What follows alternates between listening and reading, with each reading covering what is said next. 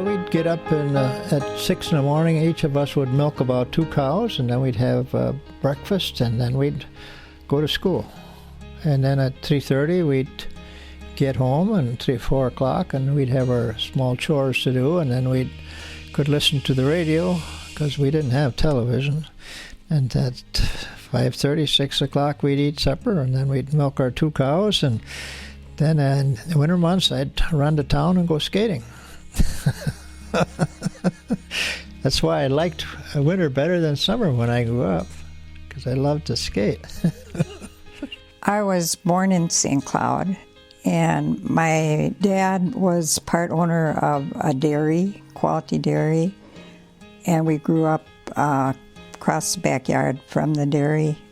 We lived in a house there, and from the time I was tall enough to reach the counter, I had to work at the dairy.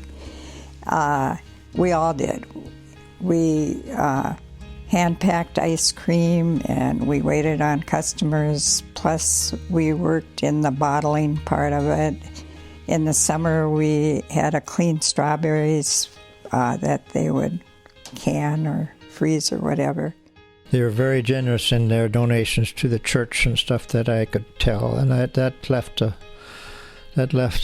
very strong mark with me. That they were very helpful to neighbors. They had many good friends, and overall, that lifestyle was a good lifestyle. My parents were very active in the Catholic Church. They belonged to a lot of organizations and contributed as much as they could. The thing that probably really influenced me was the fact that I wanted to be a nurse, but my parents could not afford to send me through nurses training.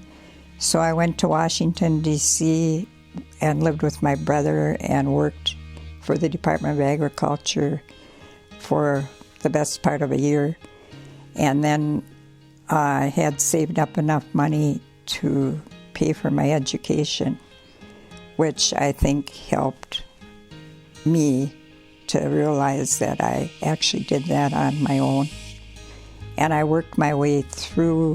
When I was in nurses training, I worked every chance that we had time off. You could work for pay, which I did. And so that's what got me through nurses training. My first involvement was with Al Didier. He asked me to come and check it out with him. So I went with Al, and he showed me what his plans were. Then slowly Al got me more involved. At one time he asked me to see if I would be interested in becoming involved in picking up a building for them.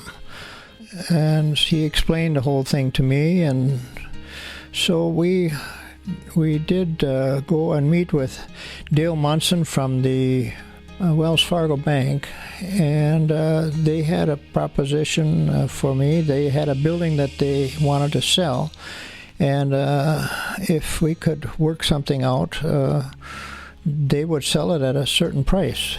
Anyway, I agreed to do that, and I bought the building with the idea that I would try to bring it up to remodel it and do whatever necessary to get tenants in it to make it cash flow. And once we got it cash flowing, then the community foundation would then buy it for whatever I had in it.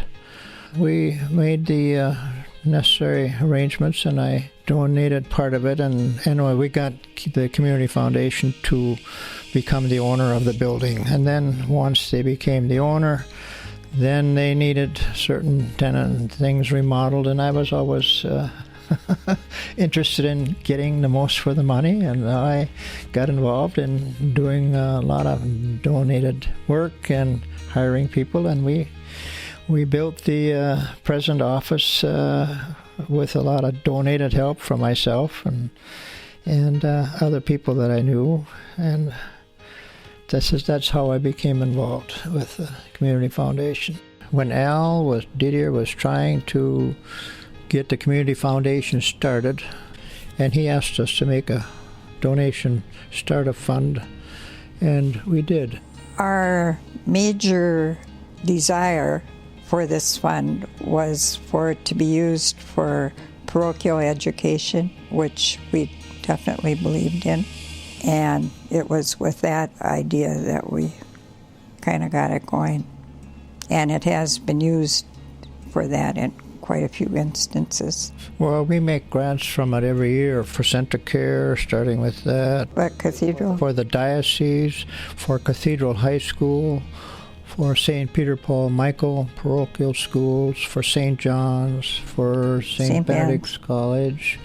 And then we have missions that we like to give grants to, and those are the things that we grant out of our fund.